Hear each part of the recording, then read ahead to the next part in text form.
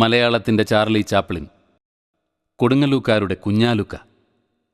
കൊടുങ്ങല്ലൂർ എന്ന ദേശത്തിൻ്റെ സംസ്കൃതിയാണ് ബഹദൂർ എന്ന നടൻ ഉള്ളിലൊളിപ്പിച്ചത്.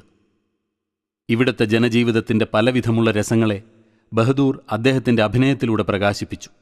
തിരിച്ചു കൊടുങ്ങല്ലൂരും ഹാസ്യത്തെ തൻ്റെ മനോധർമ്മമനുസരിച്ച് ആടിഫലിപ്പിച്ച ആ വലിയ കലാകാരൻ്റെ വൈഭവത്തിൽ ഊറ്റം കൊണ്ടിരുന്നു.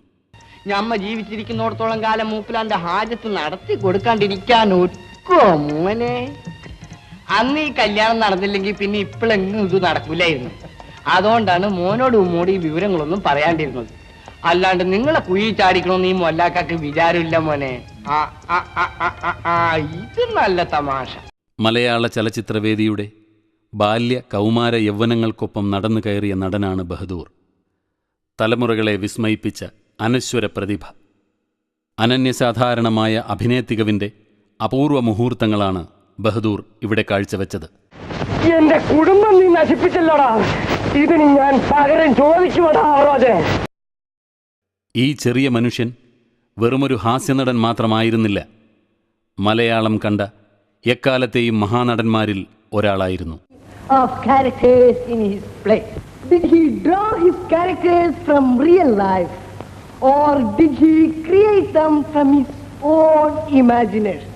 For example, characters like Antony in Othello, Cleopatra in Merchant of Venice, and Iago in Cleopatra. താൻ ചിരിപ്പിച്ച അതേ കാണികളെ തൻ്റെ നിസ്സഹായത കാട്ടി ബഹദൂർ കരയിപ്പിച്ചു. മുഖത്തെഴുത്ത് നന്നാകണം. എന്തിനാ? തലയിലെഴുത്ത് ആരും അറിയരുത്. മുഖം എപ്പോഴും ചിരിച്ച പോലെ തോന്നണം. മിടുക്കൻ, നീ എന്റെ മോനാടാ. നിന്റെ മുഖത്തെഴുത്ത് മോശം. എന്റെ എല്ലാ എഴുത്തും മോശമല്ലേക്കാ. വാ,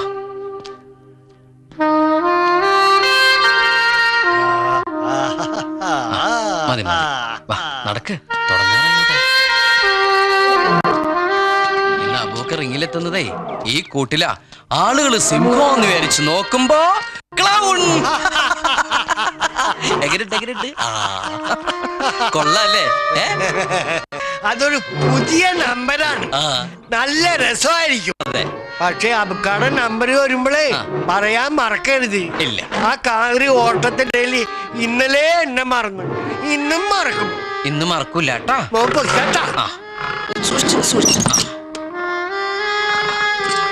ഞാൻ വന്ന് വിളിക്കണ വരെ അബൂക്ക് ബഹളമൊന്നും ഉണ്ടാക്കരുത്. ശരിക്കും പൂട്ടിയാ മോനെ. പൂട്ടി.